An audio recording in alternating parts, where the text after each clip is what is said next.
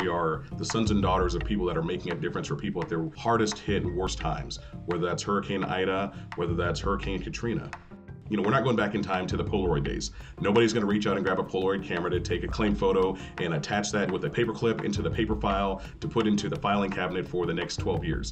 That's a thing of the past. With Matterport, I'm able to take a desk adjuster or somebody that's never going to go out to the field and take them and see exactly what I'm looking at and put it in their hands, send it in their email. These days, people are asking a lot more questions of their insurance company.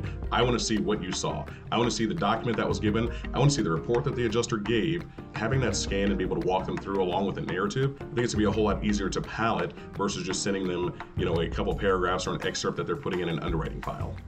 At the end of the day, a really good, a really savvy adjuster doesn't need 10,000 things in his toolbox. He needs the right things in his toolbox. And if you've got an iPhone, you have your digital camera, you've got your scanner, you've got your level, you've got all these things built into your phone, why not have the ability to have the capability of the Pro 2 to be able to create that 3D scan, but also to be able to have that in your pocket everywhere you go on every single claim.